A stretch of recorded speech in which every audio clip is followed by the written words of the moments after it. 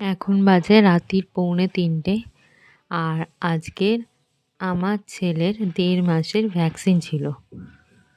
তো সেই ভ্যাকসিনের গিফট আমি পাচ্ছি এখন। ভ্যাকসিন নেওয়ার পর থেকে তাকে আমি শোয়াতেই পারিনি। সবাই কোলে কোলে নিয়ে ঘুরছে, তার কারণ মানে কোলেই থাকবে সে, না করলেও কোলেই থাকছে।